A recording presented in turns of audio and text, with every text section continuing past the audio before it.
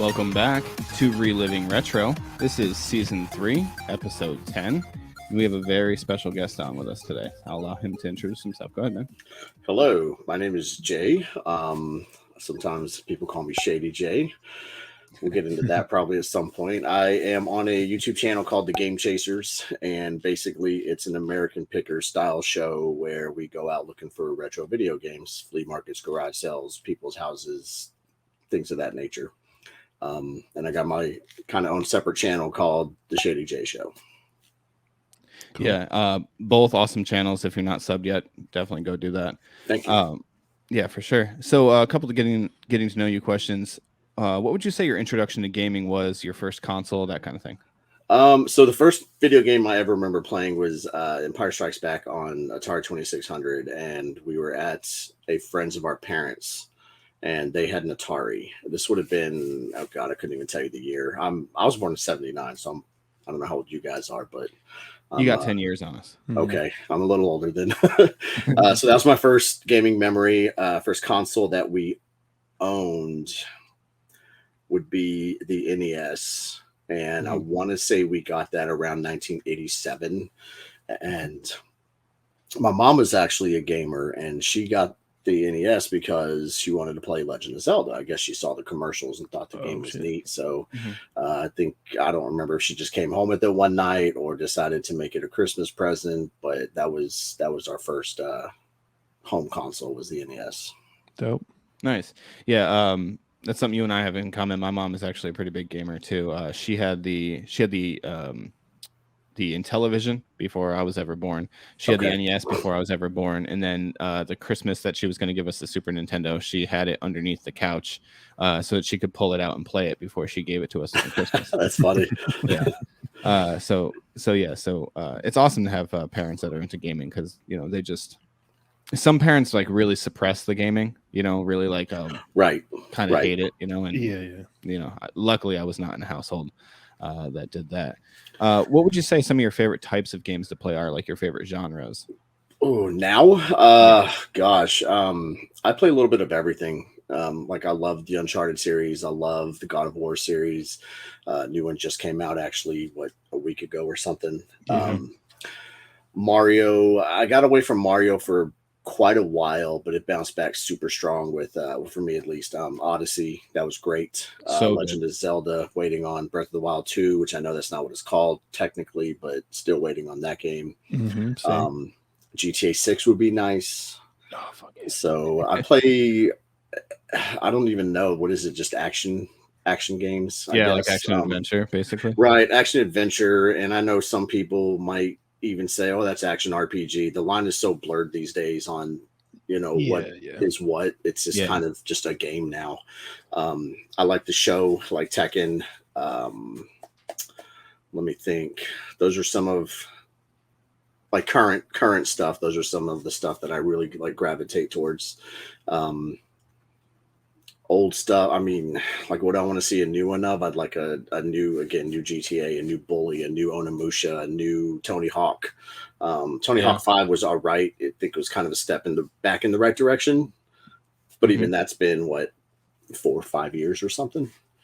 Yeah, it's been a bit. Did you play the remake of 1 and 2?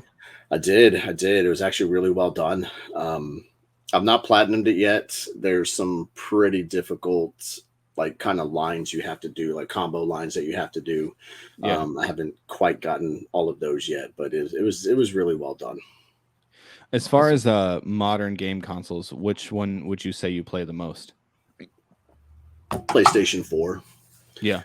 Mainly because there's not anything out. I mean, I'm starting to buy more for the PlayStation 5, but I'm still buying a lot of stuff on the PlayStation 4 as well. Still have a lot of games on the PlayStation 4 that I never got around to. Okay, cool. With Switch, my son plays the Switch mainly. Like I said, I'm waiting on the new Breath of the Wild. So I don't do Smash Brothers. Yeah, Mario Kart's fun, Mario Party's fun, all that stuff. But I like the virtual pats on the back, trophies, achievements. If Xbox is your thing, I like that. So I kind of gravitate more towards PlayStation. Yeah, that makes sense. My buddy is big into that kind of stuff too. Like he went through all of Elden Ring and got all the trophies and stuff for that game. And I think that's how a grind. how fast did you do it? A couple weeks or something like that? Yeah, too fast. Too fast is the answer. I mean, I beat the game, but I definitely didn't platinum it. That's crazy. Yeah, it's wild. But yeah, I'm more of like a Switch guy. I like the Nintendo titles and stuff like that. I play a lot of those with my daughter. And Yaiser, you've been playing a lot of Nintendo Switch lately too, right? Pokemon Arceus. Yeah, we just got Arceus a few weeks ago, but the same day Sarah saw the remastered Spyros. Yep. And she bought that used for PS4. We've been playing the fuck out of that with my daughter too. So nice. Yeah. Yeah, I actually have that for the Switch, and I played that a lot. Nice. Yeah, it's fucking fun. Yeah, right? Yeah. So through all your episodes of the game, this isn't all going to be about the Game Chasers and stuff like that, but I have to ask you because through all your episodes of the Game Chasers, what would you say your favorite or like most memorable pickup would be? Oh man. God, that's a good that PlayStation cabinet that I found in the mall. The mall is pretty much abandoned, and I was somewhere I shouldn't have been, and I saw that in the Nintendo 64 cabinets, and because I would have bought and Billy would have bought games out of that case back in the day when we were younger. Same with Chris and Melbor and Dodongo and Tim and that. Because the Samson, I didn't find the Samson. Billy found the Samson. Right, technically. He just said I could have it. So, I would say the PlayStation and Nintendo 64 cases. Yeah, no, that's a really good answer. I hadn't even like thought of that, but when you said it, I was like, oh yeah, it's pretty obvious. Like, because that's something that I'm like, if I ever ran into that, I would definitely want that in my house too. So I totally understood. For sure. And you didn't really get in trouble, right, for that? No, I didn't. They didn't ask any questions. They wound up calling the owner, and they were kind of right where we wanted to be as far as paying for them. I think we paid. I want to say it's. I think it's on camera. I don't want to throw out the number and be completely wrong about it, but we were good with kind of the number they threw out at us. It wasn't super expensive, like I think it averaged maybe to like $100 each or something like that, or 120 each or something. Mm-hmm. That's kind of what I remembered, somewhere between 100 and 150. Right. I was glad to pay it. So yeah, I think that's a pretty stellar pickup, and it was like far back in like it was in a place where you definitely should not have been, right? Like I kind of have been there at all. No. So this mall, like this was my mall that I would go to when I was younger, and just because of the side of town I lived in, it was just closer to me. And the only thing, the mall had, started losing its anchor stores, Sears and JCPenney and all that stuff. And people say once those are going, the rest of the mall is going to quickly fall behind. Mm-hmm. And it did. It had a kind of like a Dillard's, I don't even know what the word is to use, but they would send like defect and out of season items and stuff like that there. So that stayed open for a while, and there was a movie theater, and the movie theater was open for a long while after the mall itself really kind of closed down. And this actually the same mall where the auction was, where we woke Dodongo up super early, and thought the auction started at 8, but that was the preview. Same place, and I don't even remember why I was there. I had no reason to be there. There wasn't anything like a store or anything in there that I was like, oh, I got to go pick this up. I don't know why I went. I just did. Maybe just to kind of reminisce. Like I said, it used to be my mall, and I was just kind of poking around and being nosy, and there was nobody there, and I was kind of one of the only people there, so it was easy for me to just kind of slink back there. And I think through a glass window, I saw this vending machine. There was a Flintstones vending machine, and it had a Dino in it in the middle, and you put the quarter in, and it turns. You know what I mean? And then the egg falls down. So I went in there to look at that, and there was this kind of just big open space. So I just started walking around. It's like, you know what? I'm going to explore and see what I can find in here. And I came across those cabs and then the shelving, and I was like, okay, that's legit. Yeah. So, but no, when I saw them immediately, I knew, the KB would have been right across the hallway from where I was, kind of trespassing really is what I was doing. If you want to get down to it, I was trespassing. A little. So, but yeah, no, immediately I saw him and I was like, man, I have bought games out of these cases before. Like, this is freaking awesome. So I just I called Billy, and he was like, I'm coming right now. And then I waited on him to get there, and I took him back there and showed him, and he was like, we gotta try to. Actually, the PlayStation case was back there. The Nintendo 64 cases were in the hallway. You know, and they had stuff out there, like, you know, kiosks and stuff like that built up to where people could, they were trying to rent space in there. They just couldn't do it. So those were actually in the hallway. And I think we were moving the PlayStation case. I forget how it went down, but the light caught the side of the Nintendo 64 one. And I saw Nintendo on the side, written across the side. And I was like, oh, dude, hold up a minute. And we went over there because it was painted black on the sides, both of them. Yeah. And we could see Nintendo through it. And I was like, yo, these are Nintendo 64 cases. So we were like, hey, what about these other two? And they called the owner, and owner threw a number. And again, it was probably between 125 and 150 each. And we were like, yeah, bet, let's do it. Sick. Yeah, it's pretty amazing. You guys got all that black paint off there without destroying anything underneath. Yeah, I'm shocked too. Billy got the better of the two. You know, Chris, in his redneck ways, he hit it with a power washer, and he went a little too strong, and it started to peel off some of the paint underneath. But you know, and he stole that one from you, right?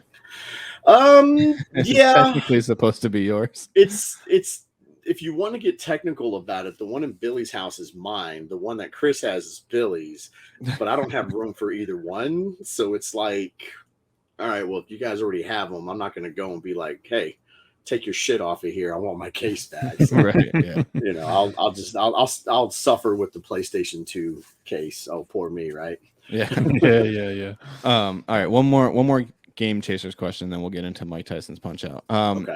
With the prices of games constantly skyrocketing and the awareness of them, is it super frustrating going out to videotape now? Yes, it is. There's just not a lot out there anymore. I think everybody who has been collecting over the last, let's just call it 11 years, right? And we've been doing it before that. And there's people who've been doing it before that. But just the last 11 years since we've been on YouTube, and the attention that channels like Game Chasers and Pat the NES Punk and Metal Jesus and ABGN that they've brought to this old school stuff, it's made people want to go out there and relive a piece of their childhood as well. So there's, you know, the thing is, like, you got to know how many were made and then how many exist. And the problem is we don't know how many exist anymore for the most part. So everything might be, and then there's stores still popping up all the time. Actually, around here, there's stores popping up all the time. So stores are doing really well. So people are taking their stuff to stores and whatnot. But it can be found still. There's still stuff to be found. You just have to look more and look harder. That's really what it is. I mean, for a while now, you know, we live in Dallas-Fort Worth area. We've had to go an hour outside of the Metroplex to try to be able to find something, because everything around here is usually picked through, and, you know, it's just a bunch of crappy sports titles at the end of the day. But you know, so it stuff can still be found. We're lucky enough to be able to travel quite a bit, so we can stop along the way and find some little hole in the wall, you know, antique store who doesn't know anything about video games or care for that matter, and just be like, take them, it's just junk. Like, so you just have to be more diligent in your you know, your quest is really, that's the only advice I can give. I mean, I've gotten aggressive enough where I don't even know if I should probably admit this, but I've gotten to the point where I don't know if I've gotten to the point where I've gone door to door with flyers necessarily. We've done that. Yeah, I know. That's why I mentioned that specifically. But I do on Facebook Marketplace, anything that anybody's selling, I don't care if it's video game related, electronics related, it doesn't matter. I will ask that person if they have video games. Right. Anything. Yeah. Some lady was selling a couch, and I messaged her. I was like, hey, do you have any video games? And she's like, I'm selling a couch. I'm like, do you have any video games? And she's like, no. Why would you ask me about video games when I'm selling a couch? I'm like, because literally the worst you can say is, no, I'm selling a couch. Exactly. Like, you're not going to punch me in the face through the phone. Like, right. You know what I mean? Like, who cares? I don't care if they think I'm weird. I'll never talk to that person again, especially if they don't have video games. Right. So I could care less. garage sales these days can not estate sales, but garage sales is probably one. If you can find stuff, you're probably going to find it cheaper there than anywhere else right now. Yeah. Me and Yaiser have gone to a bunch. Yeah, people doing garage sales, they just want shit out of their house. So you know, to them it might be junk, or maybe they might look up the console and have a stack of games with it, and $50, $100 or something, depending on the games. I mean, everything's so high right now. If it's a decent amount of games, you probably just buy it. Yeah, right. Yeah. And people nowadays, they seem to, at least probably more than what used to be, they seem to know what they have. You know what I mean? Yeah. So like, what you gotta find is people who just got shit and they want to get rid of it. But I mean, thanks internet. yeah. So for people sure. know what they got and know what it's worth. People know what they makes got. it a little harder, I would assume. It also makes it harder with all these video game stores popping up around, because we have quite a few in our area too, because we're in the capital region, like Albany area. So pretty high like population over here. So we have a bunch of stores here. So a lot of times when we're going to garage sales, we'll get, I'll be like, hey, do you have any video games? And sometimes like you have to just keep asking Nintendo, Sega, and they're like, nope, Game Boy. I'm like, oh, I have a Game Boy. I'm like, oh, did Game Boy not fall under video games 2 seconds ago? But yeah, so you just have to keep saying it. But a lot of times I get, oh, you should go over to so-and-so video game store, because they sell the old ones. And I'm like, sure, no, I know, but I'm not going to go there because I want them cheaper than what they're selling for. Yeah, 100%.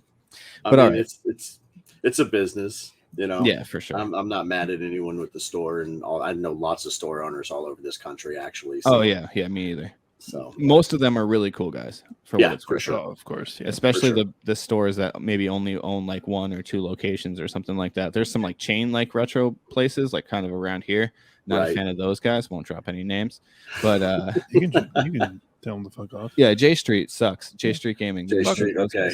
Those guys. I've never been up that way, so I've not heard of J Street. But like, there's Play and Trade, and I think Game Exchange, and there's a couple of chains out there that some better than others. But yeah, I mean, there's some places that. Like I've worked at a place where they take in a massive trade, and then they open every single game, clean it all perfect, and then wipe it all down, make sure everything's working, and then they go in there and price it accordingly. Like if the label's messed up or whatever, they take money off for that. And then there's places like J Street who you trade in a Mario Party and they give you $8 and they slap a $35 sticker on it and stick it in their case right in front of you. And I'm like, you didn't even test it. Didn't even test it. It's crazy. I was like, okay, I guess I'll bring all my broken games here. No, I can't do that because then I feel bad. But fuck them though. Anyway, all right, let's get to the game that we played this week. We played Mike Tyson's Punch Out. Actually, right before we get to that, Mike Tyson's Punch Out was one of our most recommended games. Okay. And you can, if you want, you can get onto Patreon and you can, what is it, guys? Are $5 to support your drinking habit? $5 a month. You can try to support it, but it'll help. It'll help, yeah. $5 a month. You can buy Yaiser some Yinglings, and you can get your game onto the Patreon list, which is a much shorter list. Our master list is a couple hundred games long or so at this point. And you know what? I'm going to say, with Patreon, you guys are probably going to get priority. Just saying, paying for it. 100%. I would. Just saying. I'll throw it out there for you. I don't care. That's how it works. That's 100% how it works. So $5 a month to do that. And but this episode was not a Patreon episode. This was just a regular episode, and we got Mike Tyson's Punch Out. Pretty pumped to play it. We got lucky this week. 100%. Jay, have you ever beaten this game? Once or twice, yes. Fancy. Oh, okay. A lot. I love this game. When you said that, like we were chatting on Instagram, and when you said Mike Tyson's Punch Out, immediately I was like, yes. Like, I love Mike Tyson's Punch Out. I've done several video games on. There's a million cheat codes on this. Everybody remembers. Was the 007373596 to get to Mike, but there's so many codes to get just past that first round, because you got who's a Glass Joe, and then Von Kaiser, and then Piston Honda, I believe, third. And then you go to the next bout, starting with Don Flamenco. And then I play this game so much, like I should know this. But yeah, I've beat this game quite a bit. Yes, I thought Don Flamenco looked a lot like Adam Sandler. he does look a lot like Adam Sandler. I can see that. You see it? See that? Yeah, Yes, a little bit. I've never beaten this game, unfortunately. Jay, have you played the regular Punch Out? So the one with Mr. Dream. yes. And have you beaten Mr. Dream? Yes. Does he play exactly like Mike Tyson? Yes. Okay. But he is harder to beat because what I'm about to say can definitely be taken out of context, but because he's white. Because when Tyson throws that uppercut in like the first 90 seconds of the first round, he flashes pink. Yeah. And because he's darker skin tone, you can really see the flash of the pink. Contrast. Right. Mr. Dream is just ghost white. So when he flashes pink, it is very hard to see. But yeah, I mean, the patterns are exactly the same. Okay, that's what I thought, but I wasn't entirely sure. Playing through it, I played the regular Punch Out version because I'm like, it's the exact same game except it's just not Mike Tyson. It's not Mike Tyson. Yeah, so I played it. I played that version because I could play it on my Switch. It's just more convenient that way. Okay. Because I could just play it on the go ish. And so I got to Mr. Dream actually. Oh shit, you did? Yeah, and I no shot beating that dude. He wrecked me every single time, and it was very frustrating, and I was annoyed. Damn. But yeah, this is often beating Mike Tyson and Mike Tyson's Punch Out is often like a gaming bucket list. So yeah, it's for like a very prestigious type of thing to do, right? Yeah, essentially. I think so. I think if I can interrupt for a minute, I've even heard people say that he's one of the hardest bosses, like in video games. Like, who's one of the hardest bosses you've ever faced? I've heard his name mentioned as a hard because he's technically the boss of the game. He's at the end, right? Technically, yeah. He's hard. He's very hard, but once you learn the pattern and you get past that first 90 seconds with the super uppercuts, because one of those will take you down. You get past that, you actually have a fighting chance. But just like every other boxer in the game, he has a pattern. His first 2 rounds, he has a pattern. His third round, he goes a little more sporadic. It's a little bit harder to figure out what he's going to do, but he does have patterns. Yeah, 100%. I couldn't figure it out. I got wrecked. I was thinking of I was like, I know I should just look up a YouTube tutorial kind of thing, kind of thing to just kind of where it shows the exact pattern and when to dodge or whatever. And I was just like, no, I'm gonna beat this by myself, not looking up anything. And I was overconfident. I did not. Well, I mean, you got there. That's at least I got there. Yeah. But it also didn't feel like I got there because I feel like nobody cares about beating Mr. Dream. Everybody wants to beat Mike Tyson. But I would count it 1, and to get there, like Bald Bull the second time around is a lot harder. Mr. Sandman is difficult. That's a difficult beat. Macho Man is a hard person to beat. You still have to learn these patterns, and you have to, you have fast fingers to be able to dodge and counter punch. So just getting there is and maybe because I didn't beat the game till I was 20. Yeah. I think that was the first time I ever beat the game when I was 20. And this is a game I played as a kid growing up. Right. And I remember the first time I did it, nobody was around. And I literally left it on that end screen till people came home. And I was like, look, I did it. Look what I did. Yeah. Awesome. And then, so this would have been I'd have been 20 in 90. 2000. No, 99. Yeah, 99. Internet wasn't what it is now in 99. Oh, no. So I think the first time I, had internet, I think was probably 97. Yeah. And then 99, like I said, the internet wasn't what it is now. So then I don't think you can go find a tutorial and look it up. It was just figuring it out on your own.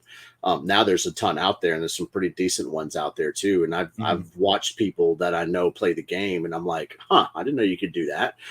But conversely, people have seen me do things, and they're like, I didn't know you could do that. So, but yeah, no, he has a pattern. Yeah. All right, let's kick off story here. Yaiser, you want to start it off with story?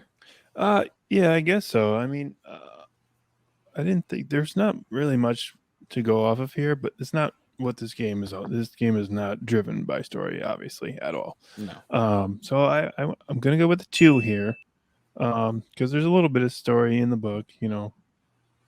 Mac meets Doc, Yep. and then they want to be the champion, and they do that, and then That's kind of it, right? that's pretty much it. Yeah. I mean, it's Little Mac is an underdog, right? And he's got to make his way up through the ranks and fight all these dudes that are way bigger than him. And it's a So true much bigger. it's a true underdog story, right? But I gave it a little bit higher than that due to just like the characters. I think the characters are really fun. Yeah. So I just gave it a 2.5, like just a solid, like right in the middle, 2.5. Not bad, not great.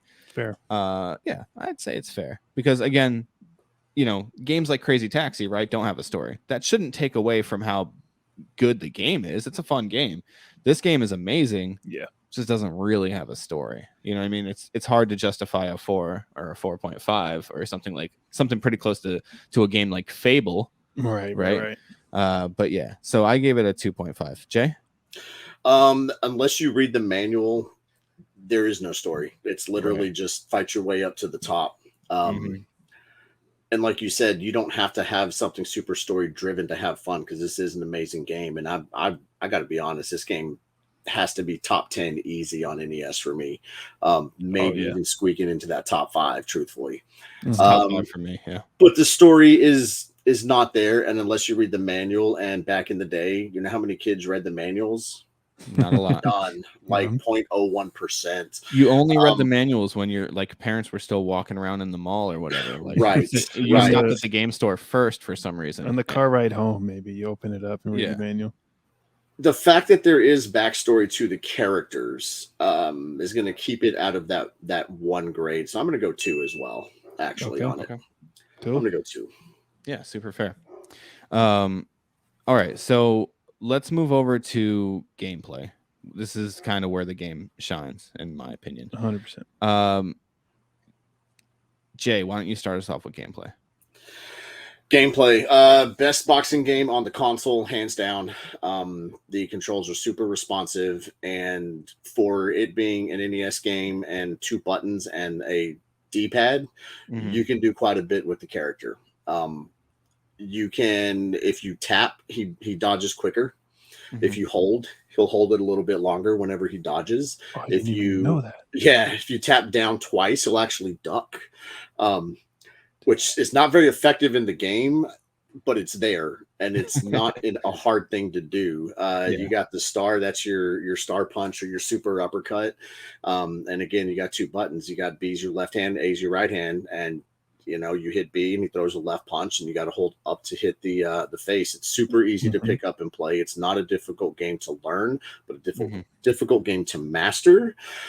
And again, the controls are super responsive. It's not like an Action 52 where every game is, you're trying to jump and it won't, or Karate Kid where you're trying to jump over something and it just won't go and it's frustrating.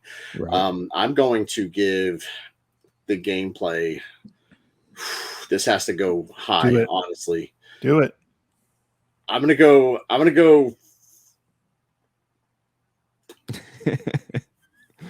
4.75. Did it? Okay. 4.75. Like you wanted to give it the 5 so bad. I did, but I mean it's damn near perfect. Yeah. Like if someone said, "Oh, it's 5," like I'd be like, "Okay." But I'm gonna go 4.75. There's always room for error. Always room for error. Yeah. Okay. I 100% agree that it is the best boxing game on the console. Honestly, it's my favorite boxing game ever. I do like the fight nights, and they're obviously more polished, but there's something more fun to me about newer. Yeah, there's something more fun to me about Punch Out and Little Mac, and just the patterns and stuff like that, and learning the patterns as opposed to just like fighting AI is a little bit different. Sure. So I gave the gameplay a 4.5. I was pretty close to a 5 here, but just with what it is, it's a boxing game, right? So it's pretty limited in what you can do overall, but for what it does, man, it's almost perfect, like you said, Jay. Agreed. What about you, Yaiser? I went there, man. I went to 5. You did it? I did it. Nice. I accept it. Especially for like on the console. Like I don't know about like a more like intense, like interactive, like fight that you're gonna get in on this console. I haven't experienced it. So Right. this is I went all the way, man. Man, so you enjoyed the gameplay for this much more than Castlevania. It was just that one level that really pissed me off about Castlevania. Oh, so the, I think the stairs with the birds. Yeah, I got so mad. Yeah, those fucking stairs. Even Castlevania though, you get hit and it bounces you back. That's extremely kind of like Ninja Gaiden. Same thing. You get hit and it bounces you back. That's very frustrating. It is. It's not very realistic. Now, granted, we're talking about games made, in the 80s and 8-bit and all that kind of stuff, but it's extremely frustrating. Yeah, I 100% agree. But gameplay is certainly where this game shines, and I think our scores kind of reflect that. For sure. Yeah, for sure. Yaiser, why don't you start us off with visuals here? Visuals. Okay. I was at 3.5 for visuals because, I mean, they're not going to blow you away, the graphics, the 8-bit graphics, but like all the, the character designs are all pretty cool and they're all a little different. I mean, did they have to reuse a couple? I don't know. Probably not. But they did. So they did reuse, yeah. Yeah, they did a few of them, right? Yeah, so Piston Honda is in it twice, Don Flamenco's in it twice, Bald Bull is in it twice. Yeah. I believe that's it, right? 3 of them? Yeah. Yes. So, I don't know. It could have been a little higher maybe if there was, a few extra guys. But yeah, I get that. I mean, it's not perfect, but also not terrible. So yeah, that's where I'm at. I also landed at a 3.5, and it's almost like not to any detriment to the game because the game is what it is. It's a boxing game. There's not much to show, right? It's a boxing ring. The things that are on the screen look pretty good. I would say that the crowd in the background could use a little bit more detail. I mean, they're just orange circles with faces, I guess. Yeah. I'm pretty sure I made out a guy that had a beard. Yeah, I believe there's one guy in particular in the crowd that kind of tips off when there's attacks. Is that true, Jay? Yeah, it's a Bald Bull attack, and I've tried to look for that cue, and maybe because I kind of have the timing down in my head, so trying to watch this cue from this guy who smiles or whatever he's supposed to be doing, I can't do it. I'm like, you know what? Fuck that guy. I know how to hit this bull charge. So yeah. Hit him on the third bounce. That's all. Yeah. So visuals not overall like super impressive to me, but they are pretty good exactly for what it needs to be. Yeah, for the console for sure. Yeah, so we both landed at a 3.5 there. What about you, Jay? I think a lot of what you guys said is accurate. There, like you said, it's a boxing ring. There's no level stages like a Mega Man or Mario 3 or anything like that. I think the pause screen here. Sorry, I'm actually looking at the game right now. So you guys can't see what I'm seeing, but like whenever you've got their stats, from Bronx, New York, age 17, weight 107 in the record, and then Glass Joe, all that kind of stuff. I think that looks fine. It's not pushing any limitations of the hardware here. The character models I think are good. They did reuse a couple, like you said, Piston Honda, Bald Bull, Don Flamenco's in there twice. Even Piston Honda and Mike Tyson have the same body. They just swapped heads and the color palette, and it's the same thing. Kind of lose creativity points on that one. But for what it is, I think it looks better than Ring King. It looks, but I enjoy Ring King. I'm gonna go 3.5 on it. Yeah. Okay. Again, totally fair. We're all at 3.5 there. Sweeped it. So before we leave visuals, I think it should be pointed out Mario is a referee in this game. It's just the beginning stages of Nintendo where they threw Mario into every game possible. Yeah, right. I believe Mario's been in over like 100 games or something like that at this point. Oh wow. Something like that. It's kind of crazy. Just with cameos and all that kind of stuff. Yeah. One of the guys in their little quotes, like in between rounds, even like was like, "Oh, I love referee Mario," or like whatever. I was like, "Oh wow!" Even they at least they acknowledged it, which is cool. Yeah, I think that's another funny thing too. Sorry, Jay. I think that's another funny thing too. Is like some of the quotes I've seen. One was like, "Oh, you should subscribe to Nintendo Power," or something like that. Stuff like that is pretty funny. That was one of Little Mac's quotes. Yeah, it was weird. the quotes are different depending on how you're doing in the round as well. Oh, okay. Yeah. So, like Mike Tyson, if you don't knock him out first round, he'll say something about not having fast enough fingers or something like that. And if you're working someone in one round, they'll actually, Mac will be like, he hurt me, doc. But if you're working Glass Joe, you go to round 2, knock him down, not 3 times because that'll end the round, but he'll come in and be like, oh, I can't do this kind of thing. So quotes are different. So there's some creativity and originality there. Yeah. And also just to add to visuals, when you are in that section of the game and say you didn't knock out Glass Joe in the first round or whatever, you see him in the second round and his face is all bloody and stuff like that. However, if he's winning, like, he's fine and your face is all messed up. So I do like that part of it too.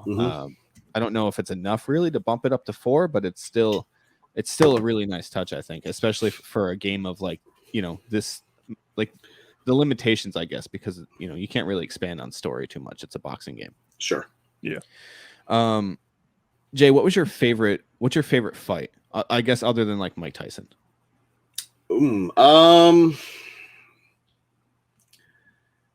Soda Popinski. Oh, that's my least favorite one. I couldn't beat him, dude. I hate him. I hate him as far so as much. I got. That's as far as I got. So I read actually that his name originally was Vodka Drunkinski. Yeah. Yes. It made sense because all of his quotes were fucking hilarious. Yeah, one's like, "Oh, I can't drive, so I'll walk all over you." Yeah, something like that. Yeah. So my favorite with him is, and I used to hate him too, until you figure out that you can drop him in the first round and drop him with super uppercuts. So there's this kind of a slight, I don't want to call it a glitch, but whenever he'll throw a couple of punches regular, and once he starts coming down, like to come up at you, yeah. If you're holding block when he goes down, he'll pause for a second, allowing you to hit him in the stomach. And when you hit him in the stomach, you get a star. And then dodge the next one, hit him a couple times, hit star, boom. And once people see that, it's like, holy shit, I didn't even know you could do that. So when I show someone that who's never seen it before, that's why that is my favorite fight outside of Mike Tyson. Oh, okay. Yeah, I mean, that checks out. Yeah, I actually on my playthrough, I figured that out, that you could like block when he's coming down for the uppercut, but I could never time my start punches right, dude. Every time I would like go for the strong punch, he would just knock me the fuck, or like duck it and then fucking knock me out. I couldn't beat him. I spent probably an hour trying to fight him on my gameplay video, and I just couldn't beat him, man. Yeah, he's a tough one. The toughest fight for me was Mr. I mean, obviously, other than Mike Tyson or Mr. Dream, Mr. Sandman. I had a hard time with him. I was stuck on him for quite a while there, and Bald Bull's second fight too is very tough. Yeah, didn't make it that far. I would say one of my favorite fights is I really like the Great Tiger. I think that one's a pretty fun one to do. Yeah. And also Don Flamenco, that first fight is just it's so much fun. Oh, just destroying him. Yeah, just swing, dodge, and fuck him up. Yeah. It's so to see, like, to show somebody like you flying through that fight when they've never played the game before, you look like a master. Oh yeah, you can just mess up Don Flamenco so quickly, so easy. Was it 42 seconds? I think is like, I don't even think you can do it faster than that. I've not seen it faster than that. Yeah, that's what I got today when I did it, was 42 seconds. It's crazy how fast you can beat him. It's wild. I also don't understand. I don't know if you know, Jay, but sometimes, especially with that fight in particular, when you go AB, you can go like super fast. Yes. And sometimes you just go slower. I have no idea if there's is there a method to that? I was trying to figure it out that whole. I don't know. And as much as I play this game, I don't know if there's like some kind of method to that madness or how you trigger the fast punches, because sometimes you'll start out really fast and then he'll just slow down. Yeah. I don't know, or start out slow and then start going fast. I don't know if there's a method to that or not, but I wish I had an answer. I just don't. Yeah, no, it's fine. I'm glad that you also could not figure it out, because I can't. I have no idea. Yeah, it was cool. I don't know if there's a trigger for it or not. All right, moving on now to another high point of this game, in my opinion, is the sound, and I'll start it off with sound. This soundtrack is great. However, it's very, very limited. Mm-hmm. It's got a few songs, I guess, and then the other things are kind of just I guess like jingles, I would say. Like they're not like you can listen to the whole OST in like 15 minutes. It's very, very short. I know because I Probably did it less. earlier. It's like 14 and change. I timed it. Okay. Yeah, because I listened to it on YouTube earlier. However, that being said, for what they have, I guess the only thing that doesn't give me like the only thing that I won't give this a 5 because I feel that I think they could have switched up the music a little bit for each fight. That's my biggest gripe with it. It's the same music for every single fight. Right. Yeah. But that being said, I still love the music. It really doesn't get repetitive for me at all. I could listen to it all the time. And my favorite track on the game is the biking track. I don't know the name of it, but when you're biking and well, you're not biking, you're running behind Doc. You're running behind Doc. Yeah, I gave the sound a 4.5 because I really, really enjoyed it. Again, I don't think it's not quite Super Mario 3 standards. It's not quite Castlevania standards, but for as far as the NES, it's got some of my favorite songs on there. So I went 4.5. What about you, Jay? I think that's a good score. I might be there too. Like you said, the when you're training running behind Doc and he's on the bike, that's classic. Everybody knows that song. If there's a trivia, everybody knows what that song is. Yep. I don't disagree that they could have had a different fight track, but it kind of just kind of plays in the background, you know, that right. And it's not distracting, which I kind of like, actually. That I like that about it. Mm-hmm. I would say, you know, the limitations of the hardware and whatnot, but then you got games like Mega Man and Castlevania with amazing soundtracks, you know. I like that Mario kind of sounds like the teacher from Charlie Brown. Wah, wah, wah. No, I like 4.5. I like 4.5. What about you, Yaiser? Dang, so I'm not really anywhere near you guys. Oh, we hate you then. Because no, you don't. And here's why. Because like you said, it's the same music for every fight. I think, you know, I'm a fan of like intense fucking music. As like the harder the boss and like the more intense the music, like I don't know, the more like I get into it. And like each opponent did have their own little theme, but like as you were like going into the fight, kind of as they were introducing them. Yeah. Play that little jingle or whatever. But like, I don't know. Other than that, and the crowd, the sound of the crowd. Mm-hmm. I was on my headphones and I had it up loud. It was like, it sounded fucking awful. Like, I don't know. It sounded bad. I'm gonna go with a 3 here. I'm not as high as you guys on this one. Honestly, I thought you were going to be around like a 3.5 or so. Mm-hmm. And then when you started talking about how the crowd annoyed you, I was like, okay, you might be down in the 2s. I'm not sure. But, you know, I think 3 is fine. I thought it was pretty fair. Because there wasn't much variety of sound. Like, what was there was okay. But then, you know, the crazy, terrible sound of the crowd was, I had to knock it down a little bit for that. I suppose so. I mean, I guess I get it. I still hate you for it, but I guess I understand. Hey, hate me. Go ahead. All right. Let's get into age. Let's see how well this game is aged. Jay, we can start with you. Are we judging replayability in the aged category? Sure. Okay. Sure. However you feel. 5. Like just flat out 5. I love this game. I play this game still to this day. It is super fun. You get to a point where you're challenging yourself to try to beat it quicker, try to beat, you know, that Glass Joe faster or Piston Honda faster or whatever. It's a 5 for me. Like it's up there for sure. Yeah, I'm gonna go ahead. I'll second that. It's a 5 for me as well.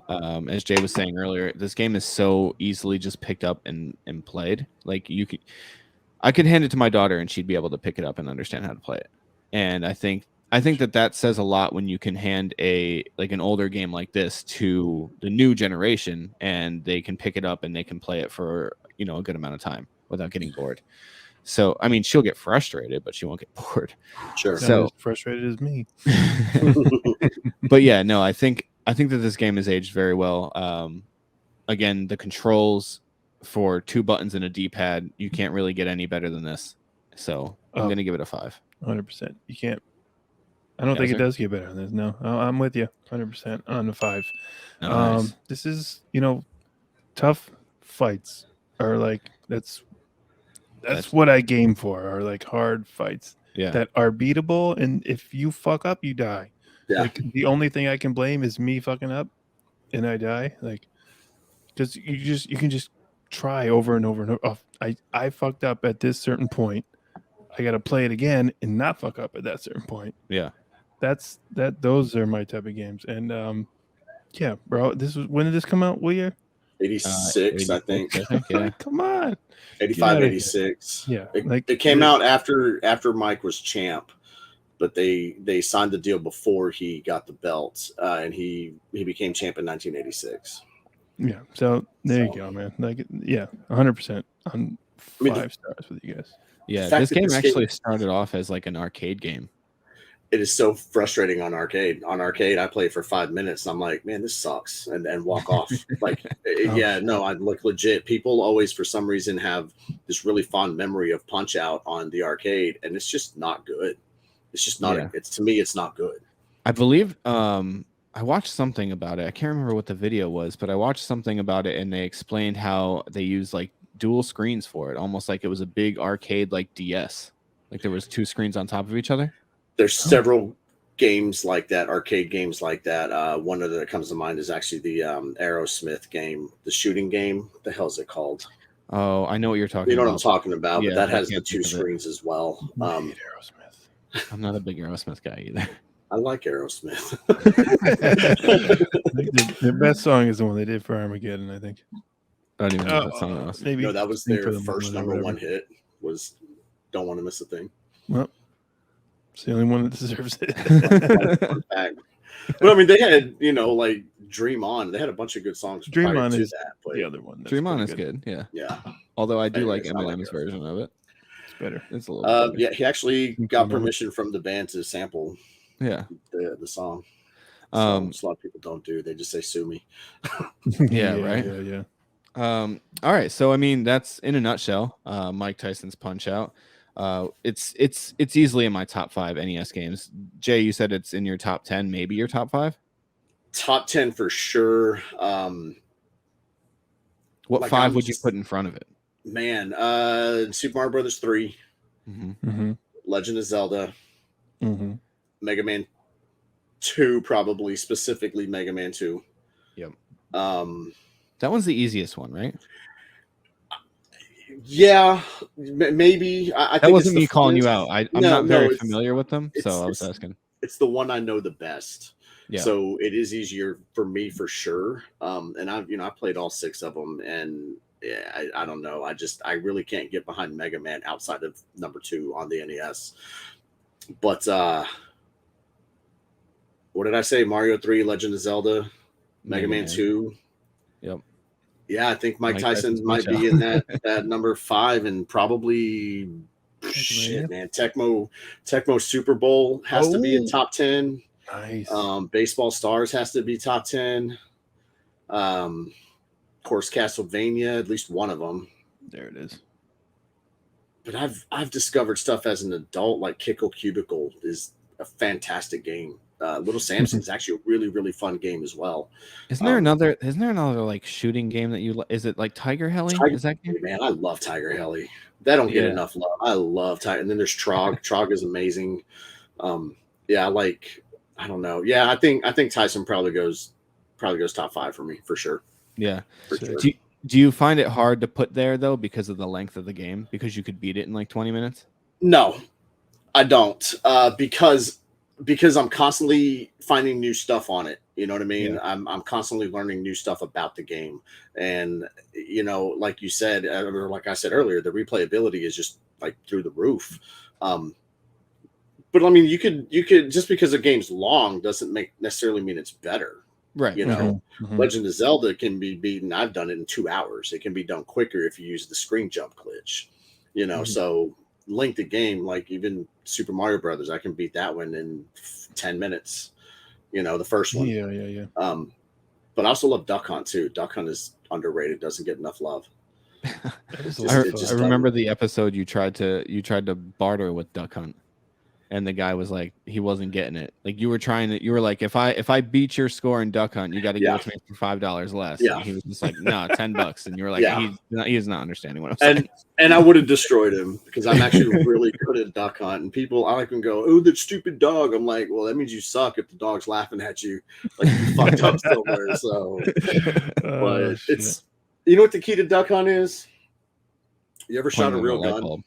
No, there's no the light bulb trick is completely inaccurate. Okay, if you've ever shot a real gun, you've got a sight on the front, and then you've got closer to where your eyes would be. Mm-hmm. You got to line those three up, and especially with like modern guns, they'll have like white dots. So it'll be two here and then one up here. You line those up, and you're straight. And Duck Hunt is no different. It's got the notch on the end, and it's got the split, on the back of the gun. You line that up. So there's a Duck Hunt pro tip for you. There you go. Didn't think I'd get that today, but I mean, it's worth it. I love Duck Hunt. Those Duck Hunt iron sights. So our totals here, we have Yaiser came in at the lowest at a 3.7. It doesn't mean that's how I feel about it, though. You know what I mean? No, well, yeah. I mean, it's the story brings it down for all of us, unfortunately. Sure. It doesn't really have a story, so it's kind of hard to, this is a 4-star game, really, but because of the story, it goes down. 100%. So Yaiser's at a 3.7, I'm at a 3.9, and Jay's at a 3.95. But yeah, I mean, really solid scores for this game. You're not going to get a whole lot better than that. Some of the other NES games that we've played so far, Super Mario 3, those scores were pretty crazy. 4.7, 4.2, 4.2. That is my favorite game of all time. Like Super Mario 3 is? Yeah, hands down favorite game of all time. Yeah. Now, how do you feel about that compared to Super Mario World? Because I'm a World guy. No, it doesn't compare. It doesn't compare. I said it. Now, to be fair, back in the day, I didn't play a whole lot of Super Nintendo. I played more Genesis. I played a lot more Super Nintendo now, and it's still a fun game. But Mario 3 is one of those where, again, you can challenge yourself. You can challenge your personal best on it. With warps, I've done it in 37 minutes, without hitting which isn't even close to a world record, but with hitting every single world, every single level. Yeah. I think 2.5, 2:45 is my best time on that. The game is amazing. I know it forwards, backwards, inside outs.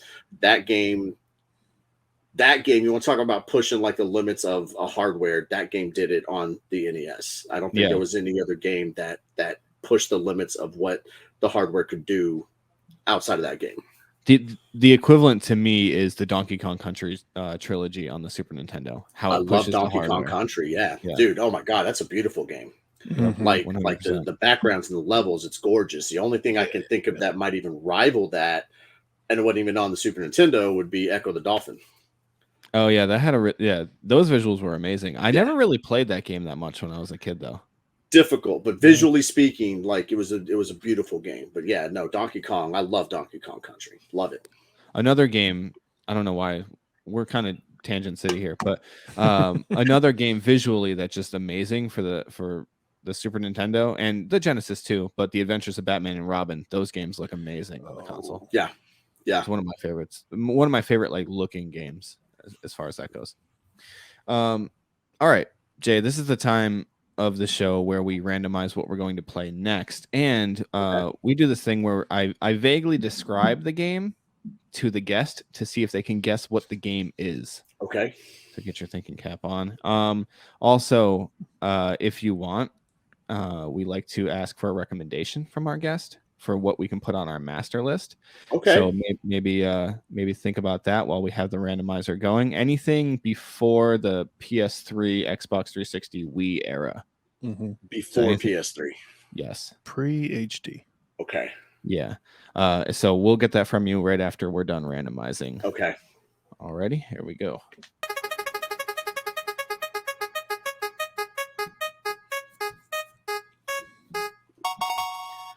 All right, fun stuff. Here we go. We have a stage fighter developed and published by Capcom, released for the Super Nintendo in 1992.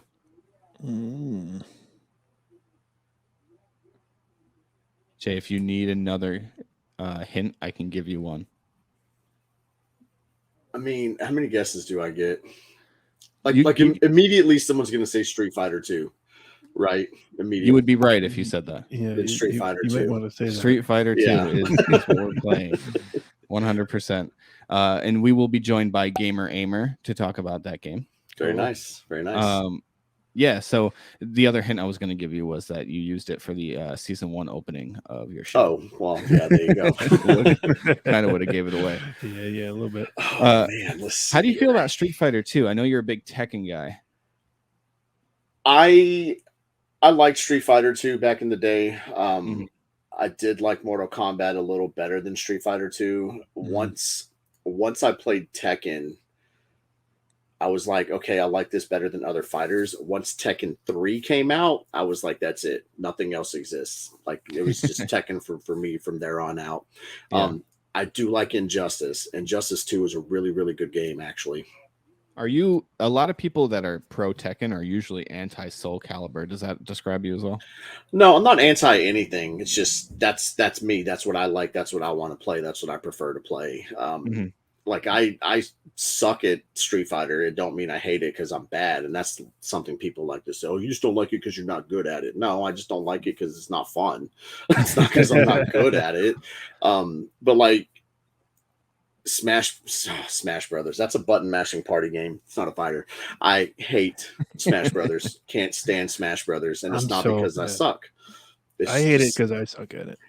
See, I like Mortal Kombat better than Street Fighter, but I'm not good at Mortal Kombat. But I enjoy playing the game. Yeah. You know, I enjoy Smash Brothers, but I'm not very good at it. I once entered a tournament and got beat by a 9-year-old using a Wii remote, and I felt like the worst person there. Yikes. It's just the way these guys who are good at the game can just hang off the edge and not even be on the fucking map and like kill you from off the map is insane. Like, yeah, it's very annoying. Fuck that game. I can't. I just can't with with Smash Brothers. I can't. I actually finished third at a Tekken tournament in Florida like a week and a half ago. Nice. And 2-game elimination. The two guys who beat me actually fought in the finals. So I was like, all right, I'm good with that. Yeah. So I mean, that makes sense though. Third place then. I mean, I would be pretty pumped about third place. Fuck yeah. I'll take it. I mean, I won $20. It's more money than I had going into it. So there you go, man. There you go. You know, you go there for the fun and you left with $20. That's a pretty good day. Pretty much.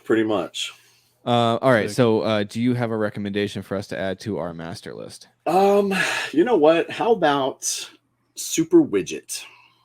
Okay. Oh. Super Widget. Is that a Super Nintendo game? It is a Super Nintendo game, yes. Nice. There was a widget on NES, but Super Widget's on Super Nintendo. And I was recently turned on to that game. It's a platformer. It is very, very fun. Nice. Very fun. Yaiser's not a huge fan of platformers, but we will get him to play it anyway. You know what's funny? Jay, you're a big fan of like old school platformers? Mm-hmm. Just in general. Yeah. And you said for sure, I mean, obviously Super Mario Brothers 3 would be your favorite. Right. Have you ever heard of the game The Messenger? It's an indie game. It came out in 2018. No, what's it on? It's on Steam. You can get it on your Switch. You can get it on like your PS4. Okay. I think it's I just paid $20 for it on the Switch. I don't know if it's that price everywhere, but this game is amazing. I don't know if you're into like Metroidvanias at all. I'm actually looking it up right now while you're talking, but go ahead. It's very, very, very good. The platforming on it is like flawless. Wow, 9 to 10 on Steam. Yeah, it's very, very good. I highly, highly recommend it. And there's trophies. Okay, interesting. There you go. He's sold. Yeah, I mean, I'm gonna have to look that one up. Yeah, I would for sure join a live stream if you're playing that one. I want to see you play that game. I feel like it would be a lot of fun. You do stream live, right? I do pretty regularly, correct? Pretty regularly. Shit, man, I was doing it like 5 days a week there for a while, sometimes even 6. But I've scaled back some. I'm mainly Friday and Saturday night now. Mm-hmm. I will hit the occasional weekday, maybe even 2 in a week. Mm-hmm. I travel a lot too, and it's been, oh God, it's been very, very busy the last month and a half or so with travel and whatnot. So Yeah. I had Retropalooza, and then 2 days after that ended, I went to Vancouver, and then I was just in Destin essentially, well, like I said, a weekend ago, not this one, but the one before. And I'm going out of town again next weekend, and then probably 2 weeks after that. But it's, Jeez. Yeah. You guys go to a lot of cons, right? we do. It's been fun. I love, like, I like when I go to a convention and I meet someone from the chat. And that happened. It's funny because they always come up and they're like, "Hey, what's going on?" I'm like, "Yo, what's up?" And then it's like, "Oh, by the way, and I'm like, motherfucker, lead with that. I don't know what you look like. Like, give me your username first. Like, oh, hi, I'm Paul, whatever." And then like, "Oh, I'm, this guy in chat." I'm like, "Why would you tell me that from the jump?" Yeah. Like, I don't know what you look like. So yeah. But no, it's probably one of my favorite things about conventions is getting to meet people, like put a face to a username. Yeah. Now you guys run Retropalooza. How hard is that? It's a year-round thing, and it's not you guys, it's me. I started that, and that was one of those things where we're talking earlier, where it's like, hey, I've got this idea, and it's like, oh, okay, cool. Like, okay, I know what that means. I got to do it if I want to do it. So I started that in 2013. Yeah. Essentially, you were like, hey, instead of going all over the country for all these cons, why don't we just hold one here ourselves? Right? It was kind of like I'm going all over the country for these cons, and I think I can do this back home. Is really what that was. So I started it here in the Dallas area in 2013. I expanded to Houston, so I do 2 in Texas, one in Arlington, Texas, which is right outside Dallas, and one in Houston, Texas. I'm actually half owner of SoCal Retro Gaming Expo now. Bought that a little over a year ago, and our first show on that one was this past February.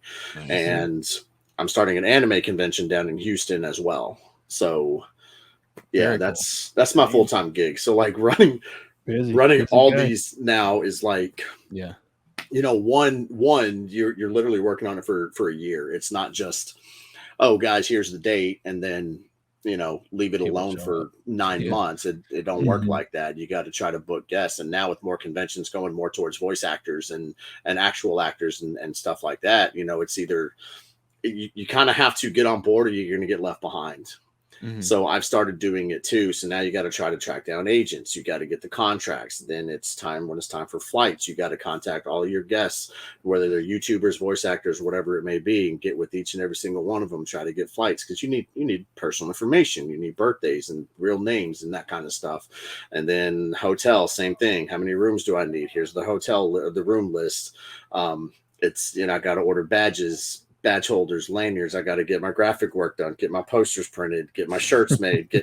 It's a lot. It sounds involved. Yeah, very. Yeah, I mean, I run a beer Olympics twice a year, and I think I'm pretty busy, so I don't know how you do it. It's I mean, the plus is that's my main source of income. And after year 3 of Retropalooza, I was able to quit working any kind of regular full-time job. Oh, that's the goal, honestly. Yeah. I've been very fortunate. And, if I want to make more money, I got to create more conventions, which, now I'm running 4. I have a toy show as well, but that one's kind of small, and I haven't really kicked it back up since COVID. Not that COVID killed it or anything. I just, my other ones, I'm prioritizing, if I'm being honest. Of course, this is going to pay more bills for a longer stretch of time than the toy one, but it doesn't mean it shouldn't get done. So it's like, we've gone to a lot. We do a lot. And because I'm running more, I kind of want to scale back, on my travel some. It'll scale back a little bit this year, but I don't know. I say that and watch, I'll be probably doing 5+ outside of my own. So just the way it goes. Would you say it helps to run a con, being that you go to so many of them? It helped running a con because I went to so many. Yes. Yeah. And every time I go to a convention, I try to take something away from it, good or bad. I'm not just, if something goes wrong, then I go, okay, what if this happened at one of my shows? what would I do to prevent it? And if I couldn't, what do I do if it happens? You know what I'm saying? Actually, this show in Florida I went to last weekend, their badges, like their guest badges, were fucking awesome. Like, these are the best badge I've ever freaking had, as you know, going to a convention. And what they did was they took a like a glow forge, and they cut out, you know, a piece of acrylic, and then had their logo and all that stuff, and actually personalized all of them, you know, like I was there and John Riggs was there and then Tim Drew, and had our name on it, like etched into it. Oh, that's and awesome. Then they had like glow in the dark paint, two different, like pink and like a, I guess kind of a blue, like a lighter blue green kind of thing to match the whole beach vibe and whatnot. And I was like, and it was in the shape of a NES cartridge. You know, cool. Yeah, and they etched out like the grooves on the side and all that stuff, and I was like, Joe, dope. This is the coolest fucking badge like I've ever fucking seen. He's the guy who runs it. He just smiled and was like, "You like that?" And I'm like, "Yeah, I like that. I like that." So something you might lift from them. Yes, it's a lot of work. Huh? Yes, and I even told him, you know, because when I got back, I was like, "Yo, I'm not gonna lie, like that was fucking legit, and I'm probably going to bite that off of you, you know." And I asked him what he used. He told me Glowforge and whatnot. But you know, I'm not gonna say we all take from each other, but people have definitely taken things from me. You know, one thing I've always done with my tournament, I do trophies for my tournaments, and this goes back to before any YouTube or anything like that. Me and all the guys I would worked with, we all played video games.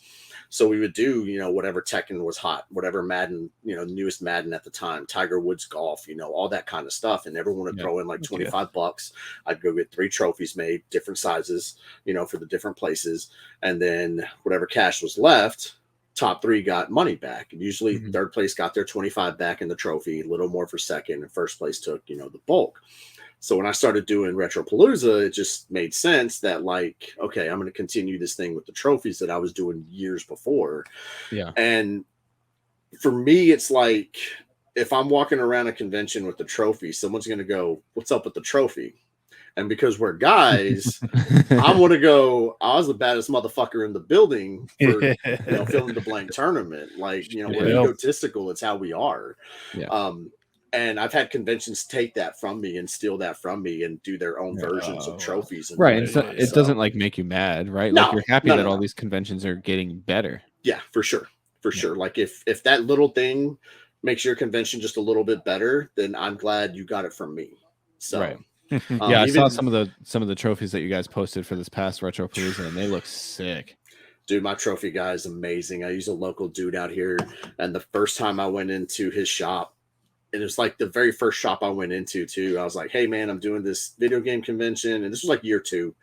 I was like, you know, I want to do trophies for prizes. And he goes, "You walked into the right shop." I go, "Yeah." He goes, "Yeah, me and my brother are like, we like the old school stuff and whatnot." And there for a few years, you know, I would walk the showroom floor with him and be like, "Okay, that topper looks neat. This could work for like an NBA Jam trophy. This could work for." Now I just give him the list and I walk out. He calls me in 2 weeks and I get surprised every time I see him. And every single time I'm like, "Shay, how the fuck, dude? Like, how did you?" Just every single time it just gets better and better and better. This dude is ridiculous. He's super ridiculous with his, and he likes when I go, because he does a lot of like, you know, we got a GM plant out here. He does, you know, yearly plaques for GM, and he gets the karate trophies, and they're all cookie cutter. You know, he gets Little League trophies, and they're all cookie cutter. Yeah. So, like, when I come into the shop, he's like, "I'm glad you're here," because then he gets to be creative. And that's one thing I like to do is if there's a creative person that I'm, you know, hiring to do something, paying to do something, I let creative people around me be creative and do their thing. And if I have an issue with it, then okay, let's talk about this. Let's change this, you know, whatever. But I'm pretty easy. Like I said, I give them my trophy list and I'll walk out. We'll go over like, well, what do you want it to say? You know, like I always do a Tecmo Super Bowl with updated rosters. And one of the things, nice. One of the things I give away too is an actual like NES game with those updated rosters. So like what they're playing on, the winner will get that cartridge. Oh, and shit. Yeah, it's okay. What do you want this to say? And I'm like, Tecmo Super Bowl champ, whatever, you know.